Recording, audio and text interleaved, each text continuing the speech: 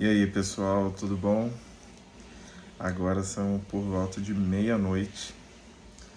Eu cheguei ontem de viagem, bem tarde. Encerramos o expediente por volta de 1 a 2 horas da manhã. Eu já estou em São Paulo e hoje o dia começou por volta das 7 e pouca da manhã e terminou agora meia-noite. Eu cheguei no hotel. Não estou no Rio de Janeiro, apesar do tema desse quarto ser o Cristo Redentor. E foi um dia bem cansativo. Eu andei ao todo das 8h30 até as 11h30 da noite.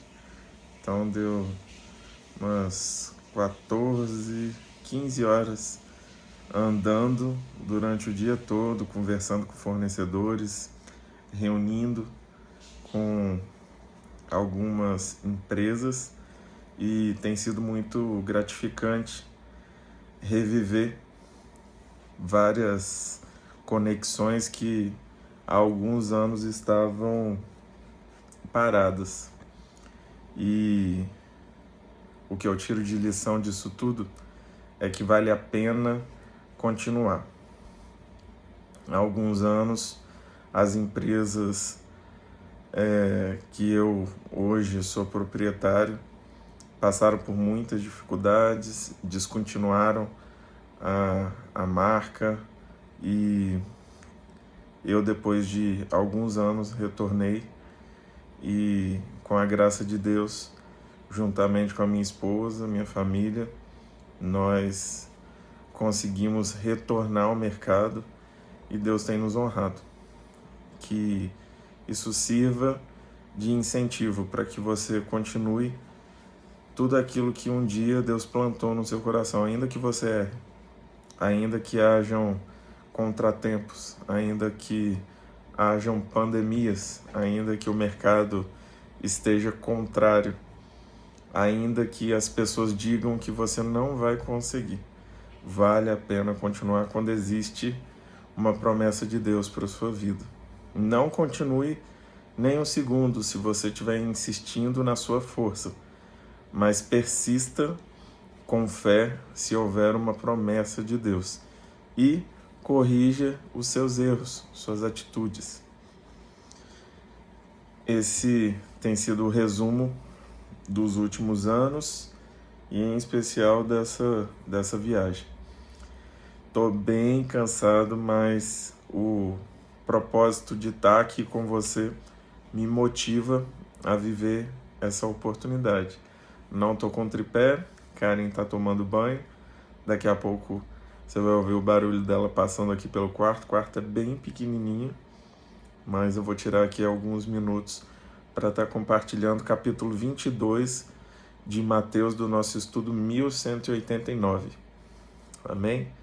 Tô suando, tá vendo que eu tô usando paninho aqui toda hora, porque o ar-condicionado do quarto, quando nós chegamos de um dia inteiro cansativo de serviço, ele não está funcionando em todo o andar do nosso prédio.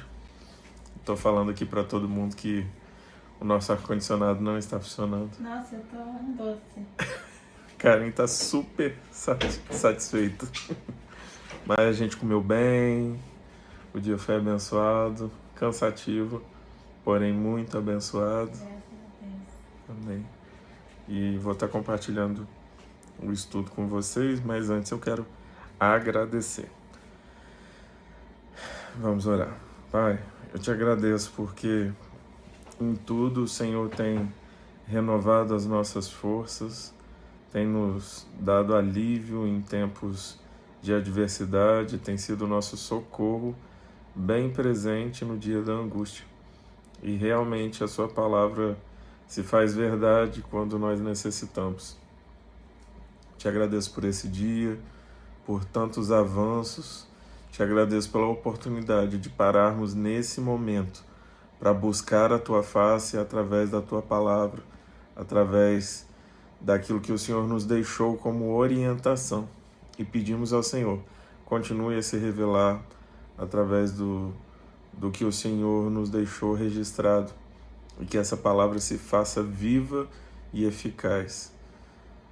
Muito obrigado por esse momento. Fica conosco e renova as nossas forças para que nós continuemos buscando ao Senhor. Em nome do teu Filho amado Jesus. Amém. Arrumei um tripé humano. Saúde. Com o calor vem o ataque da alergia, mas amém. Vamos lá. Viu meu ring light improvisado? Vi. A parábola do banquete de casamento. Jesus lhes falou novamente por parábolas, dizendo: o reino dos céus é como um rei que preparou um banquete de casamento para seu filho. Enviou seus servos aos que tinham sido convidados para o banquete, Saúde. dizendo-lhes, conta quanto saúdes, dizendo-lhes que viessem, mas eles não quiseram vir. De novo enviou outros servos e disse: digam aos que foram convidados que preparei meu banquete. Meus bois e meus novilhos gordos foram abatidos e tudo está preparado. Venham para o banquete de casamento. Mas eles não lhes deram atenção e saíram, um para o seu campo, outro para os seus negócios. Os restantes, agarrando os servos, maltrataram-nos e os mataram. O rei ficou irado e, enviando o seu exército, destruiu aqueles assassinos e queimou a cidade deles. Então disse a seus servos: o banquete de casamento está pronto, mas os meus convidados não eram dignos. Vão às esquinas e convidem para o banquete todos os que vocês encontrarem. Então os servos saíram para as ruas e reuniram todas as pessoas que puderam encontrar, gente boa e gente má. E a sala do banquete de casamento ficou cheia de convidados. Mas quando o rei entrou para ver os convidados, notou ali um homem que não estava usando veste nupcial. E lhe perguntou: amigo, como você entrou aqui sem veste nupcial? O homem emudeceu. Então o rei disse aos que o serviam: amarrem-lhe as mãos e os pés, lancem-no para fora, nas trevas. Ali haverá choro e ranger de dentes, pois muitos são chamados, mas poucos são escolhidos. Essa parábola, ela fala do fim dos tempos, e toda vez que houver esse final, e ali haverá choro e ranger de dentes, fala do final dos tempos. E Jesus deixa essa história como um exemplo de que aquele banquete foi feito para algumas pessoas, o povo escolhido. Mas esse povo escolhido rejeitou. Então, aquele banquete se tornou algo aberto para todos. Porém, ele faz o convite. Então os servos saíram para as ruas e reuniram todas as pessoas que puderam encontrar, gente boa e gente má. E a sala do banquete de casamento ficou cheia de convidados. Logo, todos foram chamados, convidados a participar desse banquete. Porém, aqueles que, como a exemplo daquele que não estava vestido com veste nupcial, foi expulso. Aqueles que não estiverem com suas vestes renovadas na presença do Senhor, infelizmente, serão expulsos dessa oportunidade de cear com o Senhor. Então, é uma parábola voltada para o final dos tempos e algo que, de forma simples, eu explicaria dessa forma. Eu tenho certeza que se você refletir e buscar atentamente em cada um dos versículos, vai conseguir aplicar de outras formas. Continuando. O pagamento de impostos a César. Então os fariseus saíram e começaram a planejar um meio de enredá-lo em suas próprias palavras. Estavam maquinando contra Jesus. Enviaram-lhe seus discípulos junto com os herodianos, que lhe disseram: Mestre, sabemos que és íntegro e que ensinas o caminho de Deus conforme a verdade. Tu não te deixes influenciar por ninguém, porque não te prendes à aparência dos homens. Dize-nos, pois, qual é a tua opinião? É certo pagar imposto a César ou não? Mas Jesus, percebendo a má intenção deles, perguntou. Lembra que eu falei nas vezes anteriores? Toda vez que Jesus percebe uma má intenção, ele responde a pergunta com outra pergunta, porque ele quer mostrar que ele está vendo o que a pessoa está tentando fazer com ele.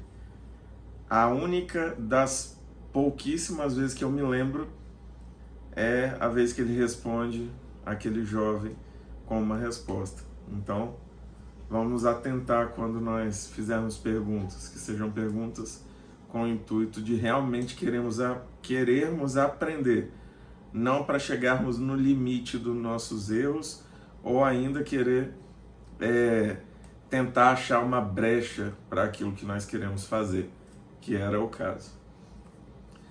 Vou voltar aqui e continuar a refletir só mais um segundo. Quantas vezes você pergunta algo a um líder, um pastor, uma caixinha de perguntas, como eu já vi sendo perguntado ao meu pastor, coisas que estão escritas bem claramente na Bíblia, mas você queria uma justificativa para fazer diferente. Que nossas perguntas não sejam no intuito de ficarmos no limite daquilo que Deus espera de nós, mas para nos aproximarmos para o centro da vontade de Deus para as nossas vidas. Agora sim, continuando. Mas Jesus, percebendo a má intenção deles, perguntou: Hipócritas, por que vocês estão me pondo à prova? Mostrem-me a moeda usada para pagar o imposto. Eles lhe mostraram um denário. E ele lhes perguntou: de quem é essa imagem e esta inscrição? De César, responderam eles. E ele lhes disse: então, deem a César o que é de César e a Deus o que é de Deus. Ao ouvirem isso, eles ficaram admirados e, deixando-o, retiraram-se. Logo, eles não conseguiram a resposta que talvez colocasse Jesus em uma sinuca de bico. Pelo contrário, Jesus deixa claro: aquilo que pertence a Deus, a honra, a glória, a obediência, e aquilo que pertence aos homens é o que nós devemos fazer, cumprir com as leis terrenas, mas nunca se esquecer daquilo que Deus deixou como orientação espiritual para nós. Continuando, a realidade da ressurreição. Naquele mesmo dia, os saduceus, que dizem que não há ressurreição, aproximaram-se dele com a seguinte questão: Mestre, Moisés diz que se um homem morrer sem deixar filhos, seu irmão deverá casar-se com a viúva e dar-lhe descendência. Entre nós havia 7 irmãos. O primeiro casou-se e morreu. Como não teve filhos, deixou a mulher para o seu irmão. A mesma coisa aconteceu com o segundo, com o terceiro, até o 7º. Finalmente, depois de todos, morreu a mulher. Pois bem, na ressurreição de qual dos 7 ela será esposa, visto que todos foram casados com ela? Jesus respondeu: vocês estão enganados, porque não conhecem as Escrituras nem o poder de Deus. Na ressurreição, as pessoas não se casam, nem são dadas em casamento, mas são como os anjos do céu. E quanto à ressurreição dos mortos, vocês não leram o que Deus lhes disse? Eu sou o Deus de Abraão, o Deus de Isaac e o Deus de Jacó. Ele não é Deus de mortos, mas de vivos. Ouvindo isso, a multidão ficou admirada com seu ensino. Mais uma vez, uma dúvida tentando colocar o mundo natural aplicando esse mundo natural no mundo espiritual. E de novo, Jesus explica, no mundo espiritual vai ser diferente. Na nova vida que eu tenho para vocês, as coisas que vocês conhecem e praticam aqui embaixo, não vai ser assim. Então, esse negócio de casamento é até que a morte nos separe por isso. Porque a morte ela vai finalizar. Infelizmente, aqueles que têm ótimo casamento não vão conseguir aproveitar esse momento lá na glória. Tem gente fazendo carinha triste aqui, queria ficar comigo até na glória. Ao ouvirem dizer que Jesus havia deixado os saduceus sem resposta, os fariseus se reuniram. Um deles, perito na lei, o pôs à prova com essa pergunta: Mestre, qual é o maior mandamento da lei? Respondeu Jesus: ame o Senhor, o seu Deus, de todo o seu coração. Jesus respondeu: opa! Ame o Senhor, o seu Deus, de todo o seu coração, de toda a sua alma e de todo o seu entendimento. Este é o primeiro e maior mandamento. E o segundo é semelhante a ele: ame o seu próximo como a si mesmo. Destes dois mandamentos dependem toda a lei e os profetas. Muito legal, Jesus respondeu. Então, supostamente, a pergunta daquele fariseu, colocando à prova Jesus, foi uma pergunta sincera e foi algo que tinha sentido. Não era para colocar Jesus numa possibilidade de erro, mas pelo contrário, buscando realmente saber se Jesus sabia do que estava falando, e Jesus sabe, com certeza ele sabe. Continuando. Estão os fariseus reunidos, Jesus lhes perguntou: o que vocês pensam a respeito do Cristo? De quem ele é filho? É filho de Davi, responderam eles. E ele lhes disse: então como é que Davi, falando pelo Espírito, o chama Senhor? Pois ele afirma: o Senhor disse ao meu Senhor: senta-te à minha direita, até que eu ponha os teus inimigos debaixo de teus pés. Se, pois, Davi chama Senhor, como pode ser ele seu filho? Ninguém conseguia responder-lhe uma palavra, e daquele dia em diante ninguém jamais se atreveu a lhe fazer perguntas. Todo mundo fala que Jesus é filho de Davi porque descende, ou seja, está abaixo da geração de Davi. Mas quando Davi se menciona Deus, menciona o Cristo, aquele que viria, ele menciona como Senhor. Como pode alguém mencionar alguém que está abaixo como Senhor? Então, nessa forma, Jesus quis explicar que ele estava acima de todos e ele veio antes daqueles que supostamente estiveram antes dele. Jesus é, como a palavra diz, o Cordeiro Santo que foi morto e crucificado desde a fundação do mundo. Então Jesus, antes que o mundo fosse fundado, ele já estava prometido para viver esse momento, um momento muito doloroso, mas para nos trazer a alegria da vida eterna junto com ele, por meio dele. E que essa palavra venha fazer sentido aos nossos corações. Como eu disse, estou bem cansado e agradeço a minha esposa que compartilhou esse momento aqui junto comigo. E agradeço a vocês por compreenderem essas limitações. Como eu disse na apresentação lá no início, vocês fariam parte do meu dia de alguma forma. E para mim tem sido um motivo de grande alegria compartilhar a palavra com cada um de vocês. Que vocês façam o mesmo. Compartilhem a palavra a tempo e a fora de tempo.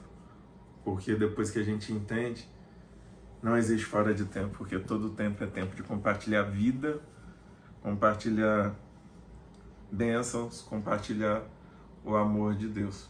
Que Deus nos abençoe. Um abraço.